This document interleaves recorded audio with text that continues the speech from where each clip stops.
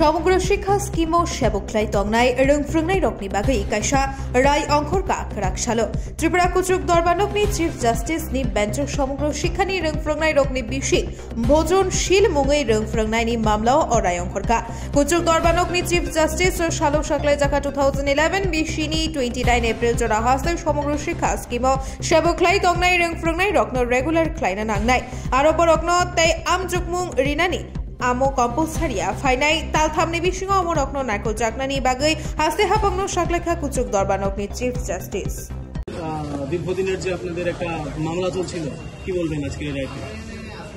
আজকে রায় নিয়ে আমরা সবাই খুশি, যেহেতু আমরা সিঙ্গেল বেঞ্চে রায় হারছিল। আমাদের যে গভর্নমেন্ট রেগুলার করার পক্ষে যে এন্ট্রি লেভেলে যে কোয়ালিফিকেশন, এই কোয়ালিফিকেশনটা মানে উচ্চ আদালত আজকে ডিভিশন বেঞ্চ উঠে এসেছে, যে এখানে পরিষ্কার বলা হয়েছে যে যেহেতু 2001 থেকে 2011 জুলাই পর্যন্ত যাদের অ্যাপয়েন্টমেন্ট তাদেরকে আপনি কোনোভাবেই ট্যাগ দিতে হবে, এরকম কোনো তারা চাপ দিতে পারতো না। এই হলো আজকের মূল মামলা। 2021 সালের পরে মানে 2021 সালে যে রায় বেরিয়েছিল আপনাদের এবং তারপর আজ 2024 সালে এই রায়, এই দুটা রায়ের মধ্যে কি পার্থক্য ছিল? সরকার কি ধরনের পদক্ষেপ তখন গ্রহণ করেছিল এবং এখন মানে কি ধরনের ছাড় আপনারা পেয়েছেন? 2021 সালে যখন আমরা রায় পাই, গভর্নমেন্ট ওই রায়ের পরিপ্রেক্ষিতে একটা স্কিম তৈরি করে। ওই স্কিম যখন কমপ্লাই করে তখন কিন্তু মুসলিমই কয়েকজন শিক্ষক বাদে আমরা কিন্তু সবাই বঞ্চিত। সেই বঞ্চনার পরিপ্রেক্ষিতে আমরা আবার উচ্চ আদালতে মামলা করি। যথারীতি আমরা সিঙ্গেল বেঞ্চে মাননীয় বিচারপতি অরিন্দম গগৈ বেঞ্চে আমরা কিন্তু হারি। এরপরে আমরা আবার ডিভিশন বেঞ্চে যাই। ওই ডিভিশন বেঞ্চে রায় দীর্ঘদিন শুনানির পর আজকে আমরা রায় বেরিয়েছে। রায় সম্পূর্ণ আমাদের পক্ষে, এখন পক্ষে ঠিক আছে, কিন্তু পুঙ্খানুপুঙ্খ যখন রায়ের বাদে আমাদের হাতে নেওয়া পর্যন্ত আমরা বিস্তারিতভাবে আপনাদের কাছে তুলে ধরতে পারবো না। আপনি এইভাবে আমরা 29 জুলাই 2011 একটা তারিখ বলা হয়েছে, এটা এই বিষয়টা শুনতে 29 জুলাই 2011 বলতে 2001 এর এনসিটি নর্মস মোতাবেক 2001 থেকে 29 জুলাই 2011 অবধি যে টিচারের অ্যাপয়েন্টমেন্ট তাদেরকে কোনোভাবেই সরকার তাদের ট্যাগ দিতে হইব এই কথা কোনোভাবেই কইতে পারতো না। এটা কোনো আইন নাই। এইগুলো আজকের কোর্টের মূল বক্তব্য। তুমি তাদেরকে ট্যাগ ছাড়াই রেগুলার করতে হইব, তুমি সবকিছু ভেরিফিকেশন করতে হইব, এইগুলো তাদের কোর্টের মূল বক্তব্য। এখানে কি এরিয়া বেনিফিট দেওয়ার কোনো কথা বলা হয়েছে? তখন আমাদের লয়াররা যখন জিজ্ঞেস করলো তাদের বেনিফিট, তখন করলো আগে রেগুলার করো, তারপরে বেনিফিট প্রশ্নটা আসবে কথা বললো। শিক্ষা প্রকল্পের একটা যে মামলা ছিল, যে মামলার আজকে একটা রায় বেরিয়েছে, সে বিষয়ে যদি একটু বিস্তৃত বলেন। সেই বিষয়ে বলতে গেলে প্রথমেই বলতে হয় ত্রিপুরা রাজ্যের সর্বশিক্ষার যে শিক্ষকরা আছে তারা দীর্ঘদিন ধরে বঞ্চিত, এবং সেই বঞ্চনার কারণে একজন শিক্ষক ভজন চন্দ্র সেন আগে একটা মামলা করেছিল হাইকোর্টে। সেই মামলায় জাস্টিস কুরেশি, তদানীন্তন চিফ জাস্টিস এবং সত্যগোপাল চ্যাটার্জির বেঞ্চ একটা রায় দেয়। সেই রায়ে বলে পরিষ্কারভাবে 3টা কন্ডিশন দেয়, যে সমস্ত সর্বশিক্ষার টিচাররা 10 বছর কন্টিনিউয়াস চাকরি করেছে তাদের রাইট আছে টু বি রেগুলারাইজ। সেকেন্ড হচ্ছে একটা পার্টিকুলার ডেট ছিল যে 23/8/2010 এই সময়ের মধ্যে তাদের অ্যাপয়েন্টমেন্ট হতে হবে, এই পিরিয়ডটার মধ্যে।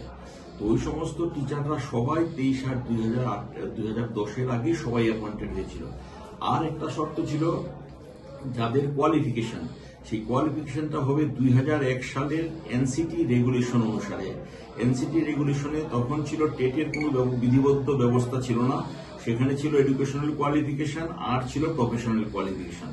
এই সমস্ত শিক্ষকরা তাদের 2001 রেগুলেশন অনুসারে যে শিক্ষাগত যোগ্যতা সেটা ছিল এবং তাদের প্রফেশনাল কোয়ালিফিকেশন সেটা ছিল।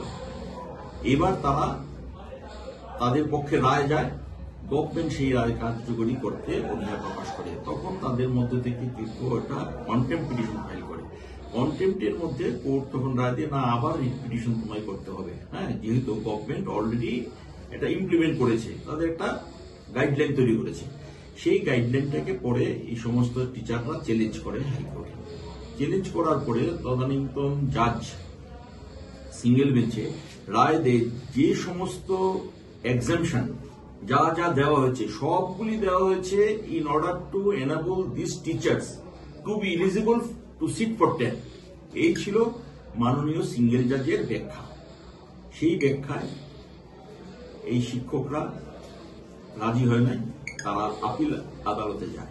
আপিল আদালত আজকে দীর্ঘ শুনানির পরে আজকে রায় প্রদান করে। সেই রায়ে বলে যে না, যে সমস্ত টিচাররা 2001-এর রেগুলেশন অনুসারে শিক্ষাগত যোগ্যতা এবং প্রফেশনাল কোয়ালিফিকেশন আছে এবং 10 বছর যাদের চাকরি হয়ে গেছে তাদেরকে রেগুলারাইজ করার জন্য গভর্নমেন্টকে কনসিডার করার জন্য এই রায় দেয়।